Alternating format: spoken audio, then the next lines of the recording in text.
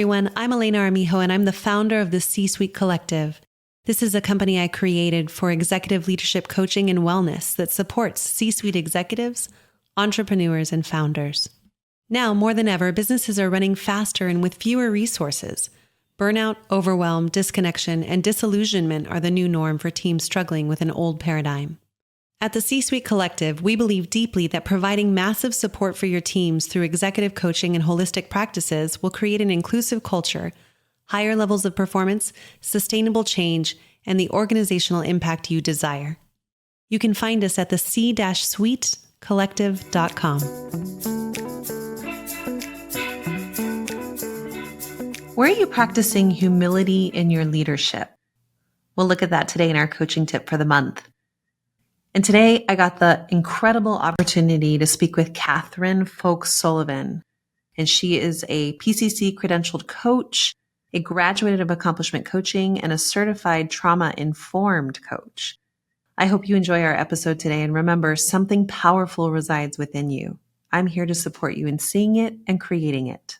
Where are you practicing humility in your leadership? This is something that Katherine and I are going to jam on in this episode some more when you listen. And it got me thinking after I recorded the interview with her about humility in general in leadership. And some of the questions that I was pondering around humility have opened up a lot for me in the space around what I could be practicing. So I have 4 questions for you to consider if you're looking to create more humility in yourself, but also in your leadership. So the first question is, in what situations do you actively recognize and embrace the limits of your knowledge or expertise as a leader? This one's a hard one. If you're like me as a founder and a CEO, oftentimes I naturally put the weight on my shoulders of having to have the answers, to be the one. And every single time this gets me in trouble because number 1, I'm not alone. And number 2, I have an incredible team who is brilliant, has way more creative ideas than I do, and can bring knowledge to the table.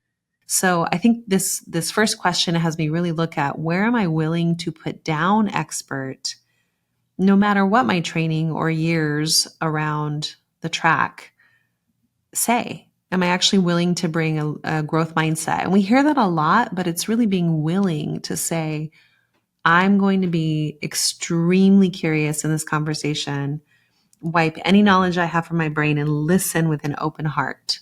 That's the first question to ponder. The second one, how do you create space for others' contributions and ideas, even when they differ from your own? This is really great because we were talking about this in regards to the election in the episode. And I sat with it afterwards and thought about, where am I creating space for others' contributions and ideas? And am I really willing to be changed by what I hear? So it's kind of a 2-parter here, where are you willing to actually have your mind changed? And if you're not, how can you stay in the conversation from love and create a moment where people feel seen and heard, even amongst your differences? This is also something I'm constantly working on in my relationship. And the growth edge for me here is being willing to have my mind changed. The third question to ponder, when was the last time you admitted a mistake or changed your perspective in response to feedback? And what did that experience teach you? Man, I've seen some beautiful leaders who can do this instantly in real time. And I'm still getting my muscles built in this arena, especially inside my personal relationship. It's easier for me to do at work than it is at home, because at home, I still feel very vulnerable, right? It's the most centerpiece of my heart. So admitting that I am wrong or not perfect, or all of the stories that I've told myself about who I should be in a relationship or in the world, come up pretty hardcore still. So this is what I'm going to be taking on for the next year, is really just instantly being willing to admit mistakes and change the perspective based on feedback. Number 4, how are you modeling vulnerability and openness in your leadership to foster a culture of learning and collaboration? I really love this question because vulnerability often gets confused as over disclosing something. This doesn't mean completely ripping your heart out or showing all of your emotions at once on the table, although that might be what some people need. For me, being vulnerable is being willing to say the hard thing, knowing it's going to have impact in a room and possibly disrupt a room. That's my center of vulnerability. And I think that every leader comes from a different place or access point into this conversation. So the thing that you might think about is, how do you access vulnerability? What does it look like in you? What feels most resonant and true for you? And then, where are you willing to be seen in it? I would start in lower gradients or places that are safer for you to practice by your own definition, and then expand out to places that don't feel as safe. Thank you so much for being here, Katherine. You are one of my most favorite people in the whole world. I would say not only a coaching colleague, but a dear, dear friend. I've had the privilege of getting to know you over the past 7 years, I think. I think it's been 7 years. Could have that wrong. But I remember the first time that I met you thinking how incredibly graceful and regal you were in your speech, in your leadership, in the way you held a room, and how you partner with people. So thanks for being here. I'm so happy to be here. I feel all those things about you. And it's so funny. I've been having this experience lately with my colleagues, many of whom are my closest friends, where I feel like starstruck all the time. I've just been very present to the gift of it lately, where I'm like, oh my God, these are my colleagues. So, and for you, especially, you were my mentor and my trainer. And so I always revered you so much. And so developmentally, I'm in this moment in my career where I'm now peers with all these people who were my mentors, and it's blowing my mind. It's really beautiful and fun. I think even just thinking next year is my 10-year anniversary as a coach. And I'm just thinking how lucky I've been to be on this journey for 10 years. What journey through entrepreneurship, but in the coaching world especially. It's just really cool people all the time. Yeah. Well, cool. Well, I wanted to hear a little bit about your story, how you got into coaching, but that was a while ago too. So if anything has shifted that you want to say about your story and how it relates to serving the world. Sure. Well, like you, I come from a background in the arts. So I was an actor in New York for 10 years. And it's funny, I haven't told this version of the story in a long time, but I was in this place in my life where I was really in despair that I could be using my gifts and be being authentically me in the world and be making money at the same time. I think being in the arts in the United States is so demoralizing in that way because structurally there just is no support for the arts. Yep. And so I think it's very common when you're in the arts, and especially as an actor, you just become incredibly cynical about that. And the idea of being healthy or well or financially well is just so tied to selling out, being a suit or something. So I had all these ideas about that. And when I found coaching, I was pretty out of touch with myself in that moment in my life. So I couldn't even say out loud to myself, I want to be a coach. But I found this program at Accomplishment Coaching that you and I both did. And I was like, oh, I'm going to go do this weird personal development program and fix myself. Same. I'll just get all the tools and fix myself quickly. I think there's some correlation of the arts and high achievers and something like that. Yeah, maybe. I certainly couldn't say out loud that I wanted to be a life coach in that moment. It took a while for me. But pretty immediately I got into that work and was like, oh my God, I love this. And I had this, there was this thing that people always said when I was an actor, which was you have to just want it. Like if you can be happy in any other way, in any other career, go do that. And you have to just want it so bad. And honestly, I never really felt that way about acting. I really enjoyed acting, but I was actually not willing to do whatever it took.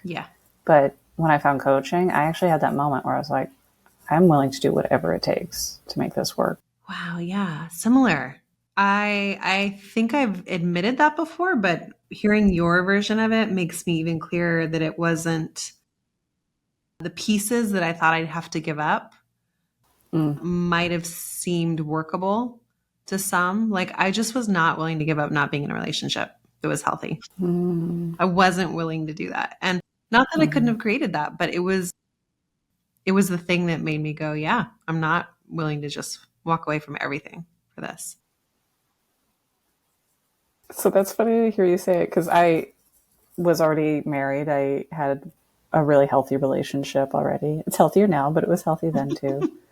But when I'm thinking back, like, oh, what was I not willing to like tolerate anymore? Mm. We can curse on this Oh podcast, yeah, right? go for it. Like, I wasn't willing to eat shit anymore. Yeah. I was like, I mean, I had a lot of confidence issues, but I knew I was like, I want to feel professionally confident and I want to be respected and looked up to and admired. And I wasn't willing to be at the bot. Like when you're an actor, you were just at the bottom of the pecking order all the time. Yeah. So it was that. It was like, I wanted like professional esteem and respect. Mm-hmm. And I wanted the self-confidence and self-respect that I knew would come with that. That's beautiful. Well, you certainly created that in the coaching world.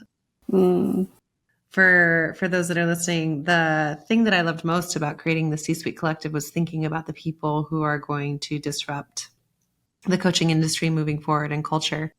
And you were on the top of that list when I was thinking about building a team, and particularly for the work you've done around anti-racism.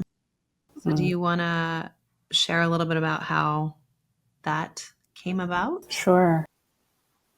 So I've historically felt so uncomfortable talking about this. And I think the thing that I'm uncomfortable with is being related to or professing that I am any kind of expert here. Mm-hmm. Mm-hmm. And I think that's twofold. Both, I don't think I'm an expert. Like there are people, even like Hillary in our community, I'm like, I think she knows more than I do. Mm-hmm. And so I have a lot of mentors and people that I go to for resources. But also I think like the deeper I get into this work, the more I see that this is not about knowing something. This is about more and more humility all the time. Mm-hmm. Well, So my journey with it, I mean, and I've been thinking about this a lot too. I grew up in a very progressive community. I grew up in a neighborhood called Mount Airy in Philadelphia, which was one of the only neighborhoods in the country to resist redlining back in the 50s. So it is an incredibly diverse neighborhood. It's 60% Black and everybody owns their homes. I grew up Quaker, which is very progressive and pacifist and really committed to social justice. So there was a way that this work, while I always haven't had a declared commitment here, it's just like a part of how I was raised and a part of the way that I view the world, which didn't mean that I was good at anti-racism. I think like right? the That's what moment we of all being like. like, Exactly. yeah, like I'm a good white person. And discovering like, oh, to be white in this country means to just be very uneducated about racism. So you and I were both on the leadership team at Accomplishment Coaching. So we were training coaches, which is, you were never like, you were good at it, but you didn't love that. I loved training coaches. You did love it. And I loved the leadership development of it. And after George Floyd, we started, I don't think it was new feedback, but it was feedback that we actually started hearing in a different way about the blind spots of the organization and the way that we were perpetuating anti-Blackness in our curriculum, the way that we were tone deaf about difference in all kinds of ways. And I shared this with you the other day. For me, it was this moment where like this moment of incredible cognitive dissonance where I did not actually understand the feedback. I was like, I love this program and I'm a good person and these people are good people. And the feedback I'm getting is that we are harming people. And it did not match my conception of myself or of the world. And it was a real reckoning and emotionally very difficult to be with. And I remember having this moment of just like, I don't understand this, but I'm going to choose to believe people when they tell me that I'm harming them. And I think that was a real, like, kind of a first moment of choosing humility. Like, I actually don't know here. So I'm going to just choose to listen and learn more. Well, and what did you have to give up to choose that? Because it's a real battle for a lot of people, right? And I would say white people in this country, yes, but even myself, like I look at my righteousness and my defense around other things that maybe aren't having to do with racism at all, and notice that it takes something to be willing to trust the other person on the other side of that expression, right? Yeah. So what was that for you? So I think for me, it was like, as a, good white girl, I had to give up like getting it right, being perfect, looking like I had it together, being liked by the teachers, by authority. Like, it was really threatening to some of my relationships with other white folks in the organization, my bosses. Yeah.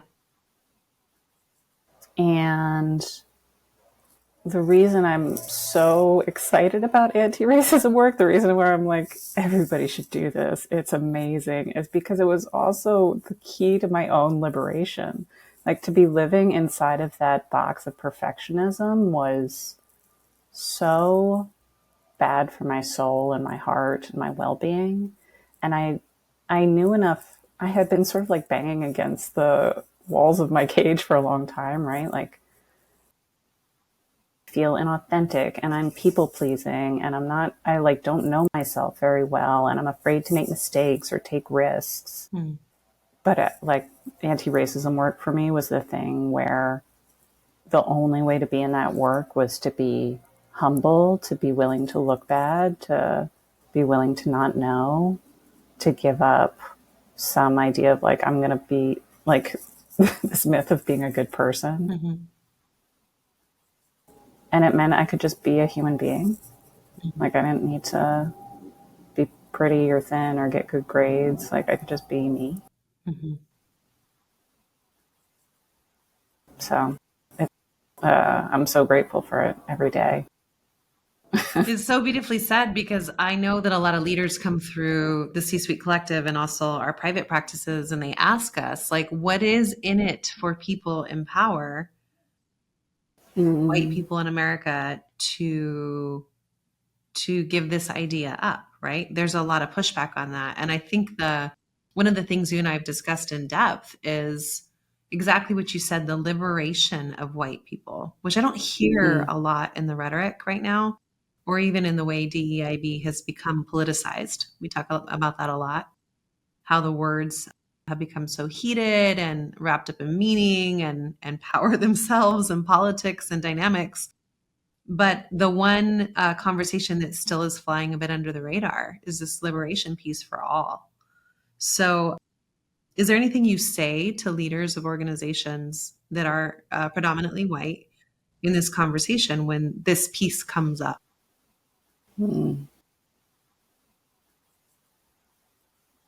Well, I haven't found the magic thing to say yet. Well, there is no magic thing, right? Remember. I know. I mean, We want the magic thing, but we I know. I feel so passionate about this, and I'm like, I just want everybody to get it. I'm like, how do I? Like, privilege has a huge spiritual cost to it. And I think we see it in our country, right? Like, white people are not actually doing very well in terms of literacy and health, white men especially. Mm-hmm. And what do you have to do to your own spirit and your own internal system and to your own morality and ethical system in order to oppress other people? Mm-hmm. Mm-hmm. So it takes some time to get there with people. Also, like, it's just funny to be like, this is about the liberation of white people. Like, I can't, But I'm you know like, what? As are people ready for that? Yeah, but I mean, but as someone who's biracial, it makes sense to me because if I'm on the other side of the coin over here looking, if there's no incentive for people, they're not going to do it, right? Yeah, So if the incentive is spiritual liberation, I'm even thinking of like the traditional household in 1950s, right? Where the father went to work and worked really hard and the mother stayed home. Again, yeah, huge stereotypes here, but even the cost of that when we look at totally. perfectionism or having to be the one, or what if it all falls down, the Yeah, sandcastle you built, right? So I think I really do believe that human beings in general have to be enrolled in something for themselves. It's larger than themselves for the collective, but also directly impacts them. yeah. So I think the reason often people get into this work is either from, oh, I want to be a better person, Mm-hmm. which I think there's a limited possibility there. Like Mm-hmm. that'll only take you so far, but like Yep. we can use it while it's there. Right? That's what got me into the work. Yeah. And often it's because people have to, right? Like they've gotten feedback and the feedback is really confronting for them, Mm-hmm. or they can't advance in their career unless they take a look at it. Mm-hmm. So I think it honestly is similar to any feedback process with someone where first you just be with a person. Mm-hmm. Like what actually comes up for people around it and what are the feelings. And honestly, I think that's most of the work. If you can support someone through that phase of their process, then you get to their commitment and what actually matters to them. Mm-hmm. I think when you get past the layers of people's humanity, there's wisdom and compassion behind it. I've never worked with a client where I don't get to that place with somebody. Same. Same. Well, and as you've stepped more and more into this world and become a leader in this arena, again, not expert, but leader, what are some of the trends you're noticing even now where we are at with the election year in 2024? What are you seeing? So this is just for my clientele, and I attract a certain type of clientele. I actually experience the conversation as becoming much more nuanced in a really positive way. Hmm. So I think 3 or 4 years ago, we were all like, white people were really scared. Mm-hmm. Mm-hmm. So even folks who were interested in being in the work, we were really activated. And it was, cancel culture felt really big in that moment. And I think that people's nervous systems have actually regulated a lot in the spaces that I work in. And so there's just a lot more nuance, a lot more forgiveness available, and much more clarity about how doing something like anti-racism work or being aware of your own power or privilege is actually part of your work generally. It's just a piece of being a human being. And I think there's also way more resources and relationship available for people. Like people, I think there's just a softening in the space and we're actually willing to be with each other more. Hmm. Nice. That's beautiful. Well, and I want to take a minute to talk about what you've created inside the C-Suite Collective. So something people may not know in the way we've set up the collective to serve C-suite executives, founders, leaders that are creating beautiful things in the world that have impact, but also want to relook at their culture or reinvigorate or reinvent their culture from the inside out. That's our mission for the world. And inside, we treat it a lot as a research lab with all of our brains coming together and creating new ideas, new possibilities.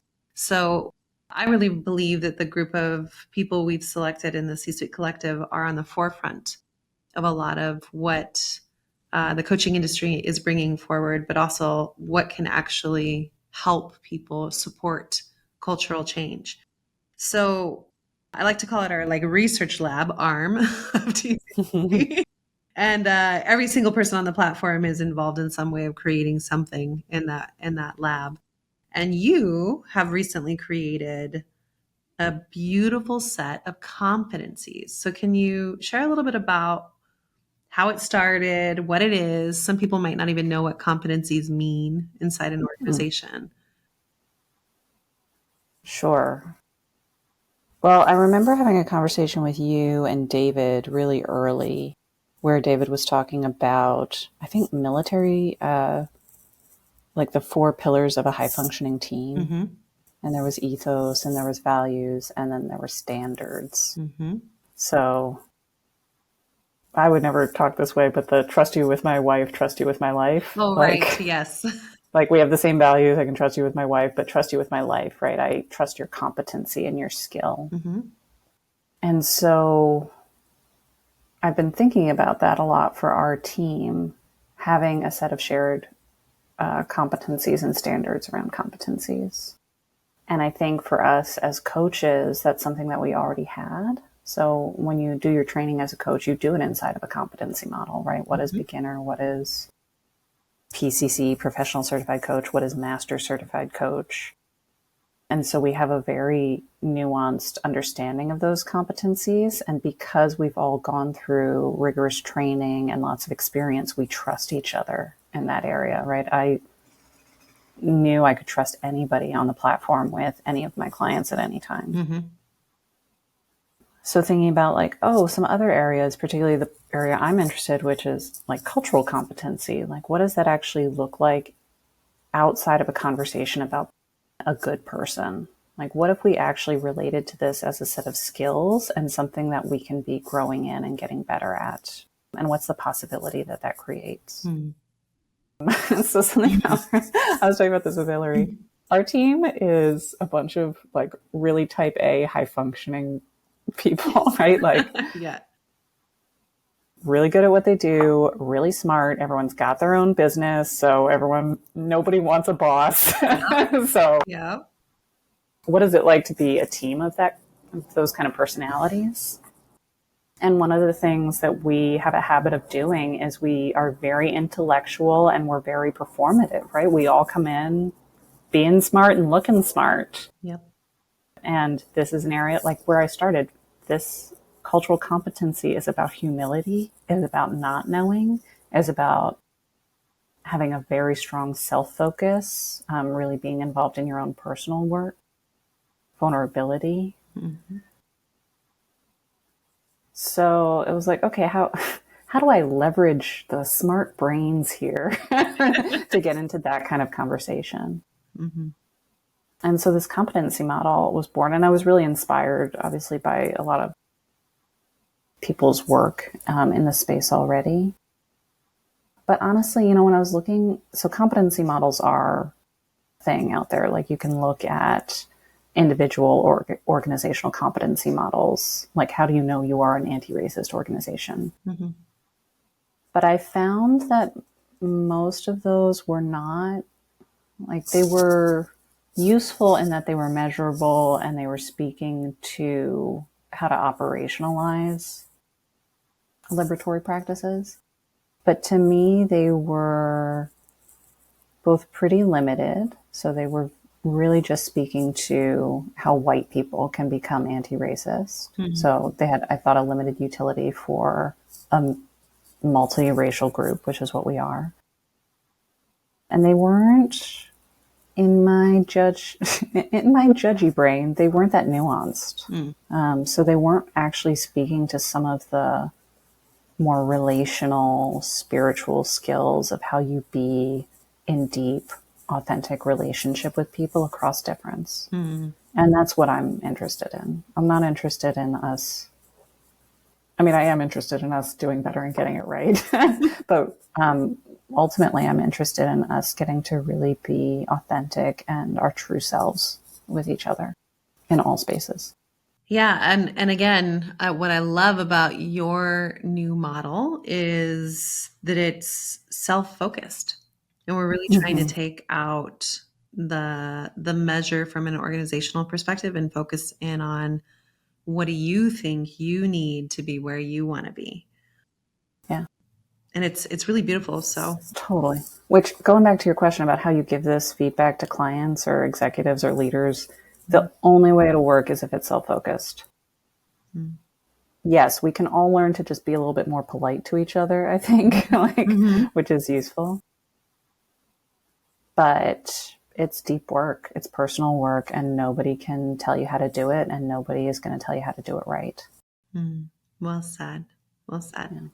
Well, can people reach out to you if they are interested in learning about the model Sure. and what it? Probably the best way is through TCC's website. Cool. Yeah. Yeah, and I'll nerd out with anyone at any time about this. It's so good. Yeah, and I really hope more organizations take this approach. It is a bit of a mind bend because it's not traditional, like most of the assessment systems that are out there. Yeah. So it will be used in tandem with other assessments for, those that want performance plans or reviews year end or want to base comp off of it. But this one in particular is directly impacting culture. It's such a paradox because I've been thinking like so many traditional corporate models around assessment or competencies, there's so much built in there to mitigate risk. So essentially to operate, to like protect the organization and HR from people's survival mechanisms and egos and defensiveness and litigation. Yeah. Yeah. And of course, organizations need those structures and to protect themselves in that way. But the thing that we're talking about here is about relationships between human beings. And you cannot mitigate for risk inside of a relationship. You can, but we know what happens when you do, right? And usually it doesn't end well. Totally. Like then you're just defensive and protected. And so having some kind of model that's calling us into this more abstract, vulnerable space, but also giving some people some handrails to get there, right? Like not just jump in the deep end and be real with each other, but giving people like some steps to be practicing. And you don't have to be great at this yet. You need to be exactly where you are and taking the next step forward. So well said. Well, we're in an election year.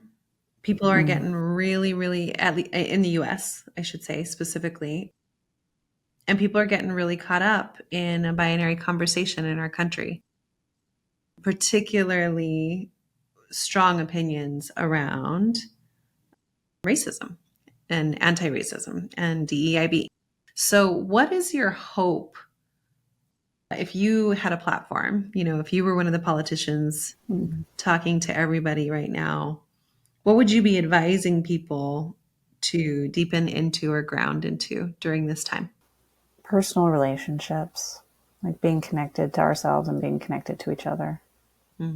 I think the work of cultural humility is really about noticing every moment that we want to other somebody as a way to stay safe. And being responsible for that and practicing something different in every moment.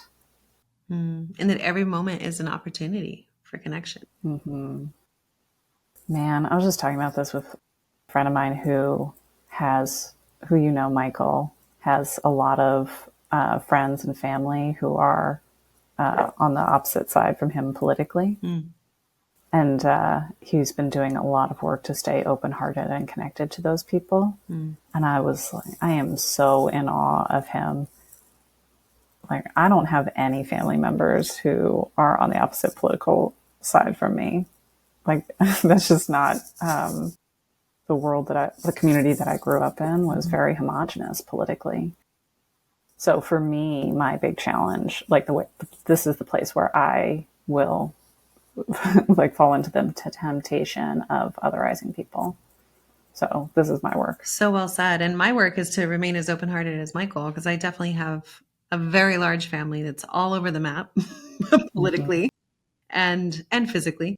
And I notice that I can stay open, and also the moment that I feel unheard, pieces of my heart shut down.